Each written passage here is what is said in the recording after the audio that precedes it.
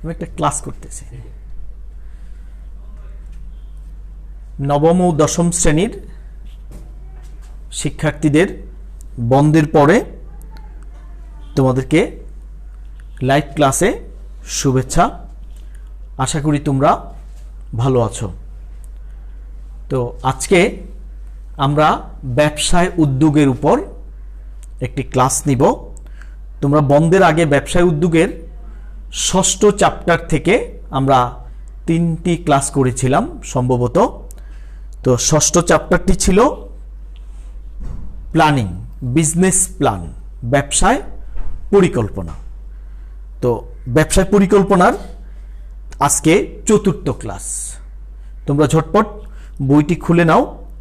তো যেহেতু তোমরা নবম ও দশম শ্রেণীর শিক্ষার্থী, আমি পুরানা বই থেকে একটি টপিক, দশম শ্রেণীর বইটা থেকে, দশম শ্রেণী এবং নবম শ্রেণীর বইয়ের মধ্যে টপিকের কিছু ছোটোখাটো পার্থক্য আছে। তো আমি দশম শ্রেণীর বই থেকে একটা টপিক নির্বাচন করেছি। তাহলে আজকের টপিকটি হলো, তোমরা বোর্ডে দেখো, guideline for small business plan, ক্ষুদ্র ব্যবসায় পরিকল্পনার গাইডলাইন। অর্থাৎ একটা ছোট ব্যবসা গঠন, পরিচালনা ও নিয়ন্ত্রণ করতে কোন কোন বিষয়গুলি আমাদেরকে দৃষ্টি দিতে হয়, এই বিষয়গুলি নিয়ে আজকে আলোচনা করব। টপিকটি ছোট্ট, আলোচনাও খুব বেশি বড় হবে না। তোমরা আশা করি মনোযোগ দিবে। নবম শ্রেণীতে যারা আছো তাদের বইটাতে হয়তো এই পয়েন্টগুলি নাই। আমি বলছি, তোমরা একটু একটু করে শুধু নোট করে নাও। যেমন ব্যবসা, ছোট প্রতিষ্ঠানের জন্য যখন তুমি পরিকল্পনা করবে, তখন পরিকল্পনার অবয়বটা হবে ছোট। তার শব্দ চয়ন, পরিকল্পনা করতে গিয়ে যে সমস্ত শব্দ বাক্য চয়ন করবে এগুলি হবে সরল, সংক্ষিপ্ত এবং সকলের বোধগম্য। তাহলে ব্যবসায় পরিকল্পনাটা করব আমরা ছোট ব্যবসার জন্য স্বল্প পরিসরে। এটি একটি পয়েন্ট। যেহেতু ব্যবসাটি ছোট, আমরা ছোট ব্যবসায়ের পরিকল্পনা নিয়ে আলোচনা করছি। যেহেতু ব্যবসাটি ছোট, তাহলে এই ব্যবসায়ে পণ্য বা সেবার কোয়ান্টিটি, পরিমাণ বা সংখ্যা কম হবে এবং বিশেষ কোনো পণ্য বা সেবা নিয়ে সেবার উপর বেশি জোর দেওয়া হবে। তোমরা দেখো যে বাংলাদেশের শহরাঞ্চল, যদি আমি পৌর এলাকা বলি অথবা সিটি কর্পোরেশন এরিয়া বলি অথবা রাজধানী শহর ঢাকার কথা বলি, সেখানকার শিক্ষার্থীদের বাইক বা হুন্ডারের প্রতি বেশি দুর্বলতা থাকে। ঠিক একই বয়সের একই শ্রেণীর শিক্ষার্থীরা যারা গ্রামে বসবাস করে, তারা কিন্তু বাইকের চাহিদা অনুভব করে না। তারা মনে করে বাবা মার থেকে একটা সাইকেল সংগ্রহ করতে পারলেই হয়। তাহলে গ্রামের যদি কেউ চিন্তা করে, পরিকল্পনা করে, গ্রামের ছোট ব্যবসার জন্য পরিকল্পনা করে, তাহলে তার পণ্যের কোন পণ্যটাকে হাইলাইট করতে হবে এটি অনুধাবন করা উচিত একজন উদ্যোক্তার। আবার ওই উদ্যোক্তা যখন শহরে কোনো ব্যবসা পরিচালনা করবেন, ছোট ব্যবসা, সেখানেও তিনি এক ধরনের চাহিদা খুঁজে নেবেন, চাহিদা নির্বাচন করে নেবেন যে কোন পণ্যের চাহিদা কিরকম। তাহলে পয়েন্টটি হলো যে আমরা যখন একাধিক পণ্য থাকে তখন একটি বা দুটি পণ্যকে বা সেবাকে হাইলাইটস করব, যাতে ভোক্তার কাছে এটি আকৃষ্ট হয়, ভোক্তাকে আকৃষ্ট করা যায়। স্মল বিজনেস বা ছোট ব্যবসায়, ক্ষুদ্র ব্যবসায় যারা ব্যবস্থাপনায় থাকবেন, সচরাচর এই বিদগণ অবশ্যই পূর্ব পরিচিত হবেন। অপরিচিত কোনো একজন লোককে যদি ব্যবস্থাপনায় দিয়ে দেওয়া হয়, তাহলে ভোক্তা বলো, কাস্টমার বলো, অনুসারী বলো, প্রতিযোগী বলো, তারা এটি সহজভাবে নেবেন না। অর্থাৎ ওই ব্যবস্থাপনাবিদের সাথে ওরা তাল মিলিয়ে চলতে পারবেন না। এই জন্য ব্যবস্থাপনায় যারা আসবেন তারা যেন পরিচিত মুখ হন। 4র্থ পয়েন্টটি হলো, পণ্য বা সেবাকে আমরা যখন ডিফাইন করব, আমরা যখন সংজ্ঞায়িত করব তখন টেকনিক্যাল শব্দ ব্যবহার না করা। আমি একটি পণ্য ভোক্তাকে বুঝাতে চাইলাম, ভোক্তার সামনে উপস্থাপন করতে চাইলাম। আমি বললাম এই পণ্যটি এত একক সালফিউরিক অ্যাসিড লাগে তৈরি করতে, এত একক কার্বোহাইড্রেট লাগে, কার্বন ডাইঅক্সাইড লাগে, এই রকম অ্যাসিডের প্রয়োজন হয়। একজন সাধারণ ভোক্তা sulphuric acid, carbon dioxide, acid এই বিষয়গুলি অতটা তার মাথার মধ্যে ঢুকবে না। তাহলে পণ্যটির যে ডেফিনেশনটা আমি দিলাম, এই ডেফিনেশনটা এটা কারিগরি দিকের উপর ডিপেন্ড করে আমি ডেফিনেশনটা তৈরি করলাম, যেটি ভোক্তারা ভালো মন্দ কিছুই বুঝলো না। কিন্তু আমি যদি তার কারিগরি দিকটাকে বাদ দিয়ে পাশ কাটিয়ে আমি যদি বলি এটি হচ্ছে এই পণ্য, এই পণ্যটি ব্যবহার করলে এই এই উপকার হয়, এই পণ্যটির মূল্য এরকম হবে, এমুক জায়গায় পাওয়া যাবে, এই রকম যদি বর্ণনা দেই পণ্য সম্পর্কে, তাহলে ভোক্তারা সহজে বুঝে নিতে পারেন। এই জন্য বলা হয় বনেরা বনে সুন্দর, শিশুরা মাতৃক্রোড়ে। তুমি বনে গিয়ে যে কার্যক্রম করবে, তুমি বন ছেড়ে যখন লোকালয়ে আসবে তোমার কার্যক্রম ব্যতিক্রম হবে। অর্থাৎ সব জায়গায় সব পরিবেশে এই একই রকম বাক্য, একই রকম কর্মকাণ্ড শুট নাও করতে পারে। এই জন্য পণ্য বা সেবার যখন সংজ্ঞায়িত করবে পণ্য বা সেবাকে ক্ষুদ্র ব্যবসায়, তখন তার কারিগরি দিক চিন্তা করে এই ব্যবসাটির, এই পণ্যটির সংজ্ঞায়িত করলে ভোক্তাদের কাছে এটি ফসল বা সুফল বয়ে আনবে না। পঞ্চম পয়েন্ট হলো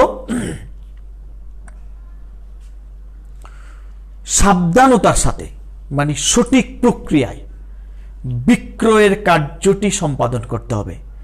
কোনো পণ্য বা সেবা সৃষ্টি করলেই এটি যে ভোক্তা আকৃষ্ট হবে, ভোক্তা গ্রহণ করবে, তা চিন্তা করার অবকাশ নেই। তাই ভোক্তাকে আকৃষ্ট করতে হলে, ভোক্তার দ্বার প্রান্তে পৌঁছাতে হলে একটি সঠিক বিক্রয় পরিকল্পনা গ্রহণ করতে হবে। তাহলে বিক্রয় পরিকল্পনা যদি সঠিক হয়, ভোক্তা পণ্য ক্রয় করতে আকৃষ্ট হবে এবং আলটিমেটলি ক্ষুদ্র ব্যবসায়ী বা ক্ষুদ্র উদ্যোক্তা তার মুনাফা নিশ্চিত হবে।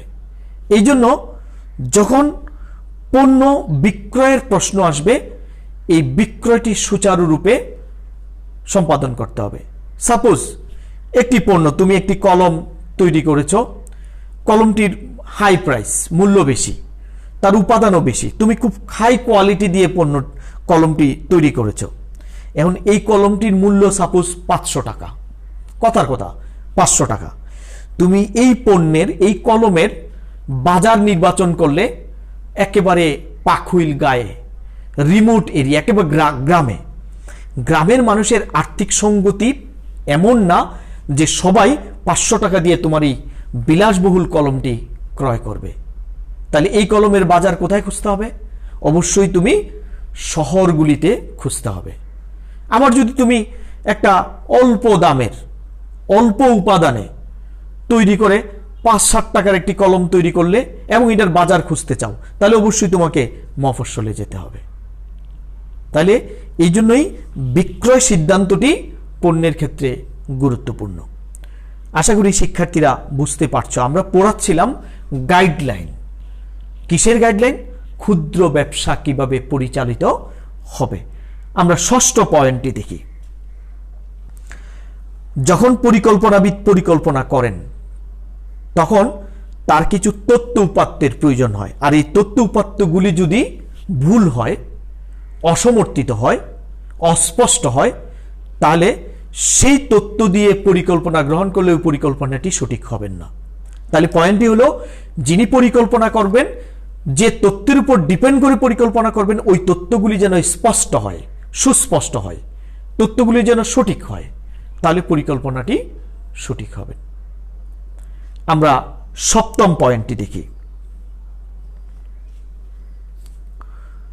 যারা ব্যবসা করে তারা একদিনের জন্য ব্যবসা করে না, তারা বর্তমানে টিকে থাকার, সার্ভাইভ করার চেষ্টা করে এবং ভবিষ্যতের দরজাটি উন্মুক্ত করার চেষ্টা করে। সুতরাং তোমার পণ্য বা সেবা, স্মল বিজনেসম্যানরা, ক্ষুদ্র ব্যবসায়ীরা পণ্য বা সেবার টার্গেট থাকবে লং টার্ম টিকে থাকা। আর লং টার্ম যদি টিকে থাকতে চাই তাহলে মুনাফা লোভী মনোভাবটা কিছুটা ত্যাগ করতে হবে। বেশি মুনাফা হাঁকাবার চেষ্টা থাকলে দেখবা ক্রিকেটাররা যখন ছক্কা হাঁকাইতে চেষ্টা করে তখন আউট হওয়ার সম্ভাবনা বেশি থাকে। আর যদি মনে করে ক্রিকেটার যে আমি ছক্কা সুযোগ পাইলে হাঁকাবো, কিন্তু সুযোগ না পাইলে জাস্ট ব্যাটটি নেড়ে চেড়ে 1 রান 2 রান করে আমি নেব, তাহলে ওই ক্রিকেটার ক্রিজে টিকে থাকার সম্ভাবনা বেশি, আউট হবে না। তো একজন ক্ষুদ্র ব্যবসায়ী যদি তার মনোভাব থাকে বেশি মুনাফা লুটিয়ে নেওয়া, তাহলে বাজার থেকে খুব তাড়াতাড়ি তাকে আউট হইতে হবে। তো লং টাইম টিকে থাকতে হলে অবশ্যই ওই ক্ষুদ্র ব্যবসায়ীকে মুনাফা লোভী মনোভাবটা কিছুটা ত্যাগ করতে হবে। তাহলে কি করতে হবে? মুনাফা কমিয়ে দিয়ে ভলিউম, বিক্রয়ের ভলিউমটা বাড়াতে হবে, যে আমি বেশি বিক্রি করব, আনুপাতিক কম মুনাফা আমি অর্জন করব। মুনাফা অর্জন করবে না এমন কোনো কথা নেই, ব্যবসায়ীরা ব্যবসা করে মুনাফার জন্যই, এটা নিছক সত্য কথা। আমি ব্যবসা করব, আমার উদ্দেশ্যই হচ্ছে মুনাফা, সুতরাং আমি মুনাফা অর্জন করব, বাট এই মুনাফাটি যেন ভোক্তা, ক্রেতা, প্রতিযোগী, সাধারণ কমিউনিটি তাদের উপরে সহ্য হয় মতো, স্টেবল হয়, সহনীয় হয়। যদি সহনীয় হয় এবং সহনীয় হইলে এই যে পক্ষগুলি বললাম, এই পক্ষগুলি তুমি ক্ষুদ্র ব্যবসায়ীর উপর আস্থা সৃষ্টি করবে, আস্থাভাজন হবে এবং এরা লং টার্ম তোমার পণ্য বা সেবা ভোগ করে যাবে। তাহলে তুমি যদি একজন ক্ষুদ্র ব্যবসায়ী যদি দীর্ঘ সময়ে তার ব্যবসায় টিকে থাকতে চায়, তাহলে তাকে এই মুনাফার দিকটি কি করতে হবে? একটু লুপটি সামলাতে হবে। একটা পয়েন্ট। অ্যানাদার পয়েন্ট হচ্ছে পণ্যের কিন্তু একটি পণ্য খুব বেশি দিন প্রতিযোগিতাবিহীন থাকতে পারে না, তার প্রতিযোগিতা তৈরি হয়। তাহলে তোমাকে পণ্য নিয়ে প্রতিযোগিতায় টিকে থাকতে হলে অবশ্যই এই পণ্যের রিসার্চ অ্যান্ড ডেভেলপমেন্ট নিশ্চিত করতে হবে। এই পণ্যকে গবেষণা করতে হবে, এটাকে আর কত রূপে ভোক্তার জন্য সহজ করে রাখা যায়, কত কোয়ালিটি সংযোজন করা যায়, কত উপাদান সংযোজন করা যায়। আমি একটা উদাহরণ দিই, তোমরা বাটন মোবাইল এখনো আছে, বাটন মোবাইলের ফাংশন আর অ্যান্ড্রয়েড মোবাইলের ফাংশন দেখো। যদি মোবাইল উৎপাদনকারীরা বাটন মোবাইলের চিন্তা করে রিচার্জ না করত, তাহলে আজকের অ্যান্ড্রয়েড মোবাইল আসতো না, আর এই অ্যান্ড্রয়েড মোবাইলে লাইভ ক্লাসে তোমাদের সাথে এই লকডাউনে আমরা কথাও বলতে পারতাম না। তাহলে এই পণ্যটির গবেষণা হয়েছে বলেই কি হলো, এটি বাটন মোবাইল থেকে অ্যান্ড্রয়েড মোবাইলে রূপান্তরিত হয়েছে। আজকে দেখো বিশ্ব পরিস্থিতি, করোনার পরিস্থিতিতে বিশ্বের অনেকগুলি গবেষণা সংস্থা দিনরাত পরিশ্রম করে যাচ্ছে তার ভ্যাকসিন আবিষ্কারের জন্য। একদিন হয়তো আল্লাহ চাহেতু সম্ভব হবে। তো এই জন্য পণ্য বা সেবার রিসার্চ করতে হবে, ডেভেলপ করতে হবে, তাহলে তোমার পণ্যের উৎকর্ষ সাধিত হবে এবং এই পণ্যটি দীর্ঘ সময় টিকে থাকার সম্ভাবনা থাকবে। তাহলে আমি বললাম একটা পণ্যের লং টাইম টিকে থাকতে হলে মুনাফার অংশটি বাদ দিতে হবে, পণ্য নিয়ে রিসার্চ করতে হবে। তৃতীয় পয়েন্টটি হলো পণ্যের নতুন নতুন বাজার খুঁজে বের করতে হবে। তুমি একটি বাজারে তোমার পণ্য অনেক উপরে টপে আছে, ওই বাজারটি যে আজীবন টপে থাকবে তার নিশ্চয়তা নাই। প্রতিযোগী বিকল্প কোনো পণ্য যদি আবিষ্কার করে বসে, তাহলে ধীরে ধীরে কি হবে, তোমার এই পণ্যের চাহিদা হ্রাস পাবে। যে পণ্য তোমার সেবা তোমার টপে ছিল, এটি আস্তে আস্তে একেবারে ডাউনে বা ডিক্লাইনে বা ডেথ পর্যায়ে পৌঁছে যাবে। তাহলে তুমি কি ব্যবসা গুটাই ফেলবে? না, তোমাকে তাহলে এই ততদিনের মধ্যে নতুন নতুন বাজার অনুসন্ধান করে যখন দেখবে এটাই এই লকডাউনের পর্যায়ে চলে গেছে, তখন এই বাজারটি ধীরে ধীরে আস্তে আস্তে গুটানোর চেষ্টা আর নতুন বাজারে তোমার পণ্য বা সেবার অনুপ্রবেশ ঘটানো। তাহলে তোমার পণ্য দীর্ঘ সময় টিকে থাকতে হলে তোমাকে নতুন বাজারের অনুসন্ধান করতে হবে। ক্রেতাকে সবসময় ক্রেতা চায় আমি কম দামে ভালো পণ্যটি কিনব, আর বিক্রেতা চায় আমি ভালো পণ্য দিব ঠিক আছে, কিন্তু আমি দামটা বেশি নিব। এই দুইয়ের মধ্যে কিন্তু একটি দর কষাকষি চলতেই থাকে। এই জন্য দেখবা চায়নাদেরকে তুমি যদি বলো যে আমাকে 10,000 টাকা দিয়ে একটি কম্পিউটার তৈরি করে দেন, ওরা 10,000 টাকা দিয়ে তোমাকে কম্পিউটার তৈরি করে দিবে। আবার ওই কোম্পানিকে যদি বলো আমাকে 2 লাখ টাকা দিয়ে একটি কম্পিউটার তৈরি করে দেন, তারা কিন্তু 2 লাখ টাকা দিয়েও তোমাকে কম্পিউটার তৈরি করে দিবে। অর্থাৎ যার চাহিদা যেরকম। তো এই জন্য চায়না পণ্যের উপরে আমাদের কি হয়, আমাদের আকর্ষণ থাকে। আমরা যারা কম আয়ের লোক আছি তারাও চায়না পণ্য কিনতে পারি, যারা বেশি আয়ের লোক আছি তারাও চায়না পণ্য কিনতে পারি। এই জন্য আমি যেটা বুঝাইতে চেয়েছিলাম যে তোমরা যারা ক্ষুদ্র ব্যবসায়ী ভবিষ্যতে এস্টাবলিশড হবে, তারা পণ্যের দামটি সহনীয় পর্যায়ে রাখার চেষ্টা করতে হবে। আমরা চলো 8ম পয়েন্টে যাই। আমরা যখন কোনো পরিকল্পনা করি, ভালো পরিকল্পনা, সঠিক পরিকল্পনা হয়, নিখুঁত পরিকল্পনা হয় যখন প্রতিষ্ঠানে যে মানুষগুলি, মেধাবী মানুষগুলি কর্মরত আছে তাদেরকে একসাথে নিয়ে তাদের কাছে একটি প্রস্তাব রেখে তাদের মতামত যাচাই করে আমরা একটা সিদ্ধান্ত বা একটা পরিকল্পনা গ্রহণ করব। এতে করে পরিকল্পনা করে সুপিরিয়র মানুষ, কিন্তু পরিকল্পনা বাস্তবায়ন করে সাবঅর্ডিনেট মানুষ, নিচের মানুষরা যখন পরিকল্পনা প্রণয়নের কাজে সম্পৃক্ত থাকে, তাহলে তিনি কি করেন, পরিকল্পনাটা যখন বাস্তবায়নের সময় হয় তখন উনি আর এটিকে বিট্রে করেন না, পাশ কাটিয়ে যাওয়ার চেষ্টা করেন না। তাহলে সবাইকে সাথে নিয়ে যদি পরিকল্পনা করা হয়, এই পরিকল্পনা বাস্তবায়ন সহজ হয়। তাহলে আমাদের আজকের এই ক্লাসটিতে আমরা বললাম যে ক্ষুদ্র ব্যবসায়ীদের জন্য কিভাবে ব্যবসা পরিচালনা করবে, তার কি গাইডলাইন থাকা উচিত, কি রকম নিয়ম অনুসরণ করে এই ব্যবসা পরিচালনা করা উচিত, এই বিষয়টি নিয়ে আমরা আলোচনা করলাম যে একজন ক্ষুদ্র ব্যবসায়ী যখন পণ্যের জন্য পরিকল্পনা করবে, পণ্যের জন্য বা সেবার জন্য, তখন উনি পরিকল্পনার অবয়বটা ছোট করবেন। আমরা আলোচনা করলাম যতগুলি পণ্য থাকে একটি বা দুইটি পণ্যকে বেশি করে হাইলাইটস করতে হবে।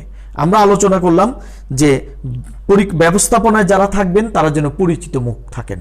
আমরা আলোচনা করলাম পণ্য বা সেবাকে যখন আমরা সংজ্ঞায়িত করব তখন তার টেকনিক্যাল সাইড দিয়ে সংজ্ঞায়িত করব না, সহজবোধ্য ভাষা দিয়ে আমরা সংজ্ঞায়িত করব। আমরা আলোচনা করলাম যে পণ্যের ভবিষ্যৎ চিন্তা করে পণ্যটাকে লং টার্ম ব্যবসায় টিকে রাখার জন্য পণ্যের কিছু গবেষণা করতে হবে। পণ্য থেকে মুনাফা অর্জনের হারটি হাই যেন না হয়, মিনিমাম যেন হয়, ম্যাক্সিমাম না হয়ে সেটি চিন্তা করতে হবে, নতুন বাজারের অনুসন্ধান করতে হবে। আমরা আলোচনা করলাম যে পণ্যের পরিকল্পনা যখন আমরা করব, এই পরিকল্পনার যে উপাদানগুলি থাকবে এই উপাদানগুলি যেন স্পষ্ট হয়, উপাদানগুলির যেন সঠিক দিক নির্দেশনা থাকে। আমরা আলোচনা করলাম যে এখানে যে ব্যবস্থাপনা টিম থাকবে, এই ব্যবস্থাপনার টিমের সবাইকে নিয়ে আমরা একটি বাস্তবসম্মত পরিকল্পনা অংশগ্রহণ করব, পরিকল্পনা তৈরি করব। এরকম যদি হয় তাহলে একটি ক্ষুদ্র ব্যবসা সহজেই এই বিশাল ইন্ডাস্ট্রি জগতে টিকে থাকতে পারবে। তোমরা দেখো যে এই বড় বড় ইন্ডাস্ট্রির ফাঁকে ফাঁকে এক মালিকানা ছোট ছোট ব্যবসা টিকে আছে, সুন্দরভাবে টিকে আছে। একটা পানের দোকানের কথা চিন্তা করো, পানের দোকানটি কোথায়, করে ইন্ডাস্ট্রির গেটের সামনে, কিন্তু ইন্ডাস্ট্রির মালিক কিন্তু তাকে উচ্ছেদ করতে চায় না, তাকে রাখতে চায়। কেন রাখতে চায়? যখন তার শ্রমিকরা ক্লান্ত হয়ে আসবে, একটা পান খাবে, এক কাপ চা খাবে, একটা বিস্কিট খাবে। কারণ ইন্ডাস্ট্রির মালিক তো আর বিস্কিট বিক্রি করবে না, পান বিক্রি করবে না। তাহলে এই শ্রমিকগুলিকে বিনোদন দেওয়ার জন্য, রিফ্রেশ করার জন্য এই পান বিড়ির দোকানটি গেটের সামনেই সম্ভব। তাহলে ক্ষুদ্র ব্যবসার যদি কৌশল থাকে, তাহলে ক্ষুদ্র ব্যবসা যত পরিসরের ব্যবসায়ী হোক, ওই পরিসরও কিন্তু ক্ষুদ্র ব্যবসা সুন্দরভাবে টিকে থাকতে পারে। তবে ক্ষুদ্র ব্যবসা এস্টাবলিশডের জন্য তোমার কৌশল প্রয়োগ। আমরা এটি আলোচনা করছিলাম যে একটা ছোট ব্যবসা কিভাবে তার কি নিয়ম অনুসরণ করে ব্যবসাটি চালিয়ে যাবে। সবচেয়ে এই যে কথাটি আমি তোমাদেরকে বলতে চাচ্ছিলাম, মানুষের শুরুটা হয় ক্ষুদ্র পরিসরে। যে কোনো ব্যবসায়ী, ইন্ডাস্ট্রিয়ালিস্ট, শিল্পপতি বলো, ব্যবসায়ী বলো, মার্চেন্ডাইজার বলো, মাঝারি ব্যবসায়ী বলো, তাদের শুরুটা হয় অল্প পরিসরে।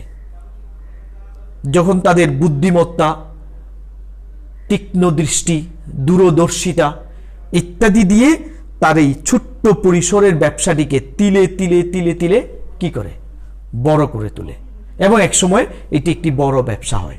তাহলে শুরুটা হয় স্বল্প পরিসরে এবং তার শেষ হয় বড় পরিসরে। তাহলে সুপ্রিয় শিক্ষার্থীরা, আমরা আজকের আলোচনা শেষ পর্যায়ে নিলাম। আমরা ষষ্ঠ অধ্যায়ে আজকে আলোচনা করলাম যে একটি ক্ষুদ্র ব্যবসায়ে কিভাবে পরিচালনা করতে হয়, তার কীরকম নিয়ামক প্রয়োজন, কীরকম নিয়ম নীতি অনুসরণ করতে হয়। তাহলে তোমরা অবশ্যই ভালো থাকবে। এবং আমি বরাবর তোমাদেরকে বলি যে এখনো করোনা পরিস্থিতি, কোনো সমাধান আমরা এখনো পাচ্ছি না, বিশ্ব থেকে কোনো সুখ বার্তা আমরা পাচ্ছি না। তাহলে অবশ্যই আমাদেরকে এই সঠিক সামাজিক দূরত্ব মেনটেন করেই চলতে হবে। আমাদেরকে সামাজিকভাবে দূরত্ব বজায় রাখতে হবে এবং স্বাস্থ্য যে বিধিগুলি আছে, বিধিগুলি মেনে চলতে হবে। আমাদের দেশে অলরেডি আমাদের সরকার আমাদেরকে বলেছে যে আমরা মাস্ক, বাহিরে যখন যাব মাস্ক পরে বাধ্যগতভাবে পরে বাইরে যেতে হবে। এটা আমাদের নিজেদের বেঁচে থাকার জন্যই, আমাদের নিজেদের জন্যই। আমাদের উপরে কেনই বা এইভাবে চাপাবে? আমরা মেনে নিলেই তো হয়। আমরা সবাই স্বতঃস্ফূর্তভাবে সরকারের এই কর্মকাণ্ডটিকে মেনে নেই। তো তোমরা যখন বাহিরে যাবে অবশ্যই এই ধরনের বিষয়গুলি বিবেচনা করে তোমরা বাহিরে যাবে। সবাই ভালো থাকো, সুস্থ থাকো। আর ফাঁকি দিয়ে বলি, আমি কিছু প্রশ্ন তোমাদের গ্রুপে দিয়ে দিব, তোমরা এটা নিয়ে নিবে। সবাই ভালো থাকো। আল্লাহ হাফেজ।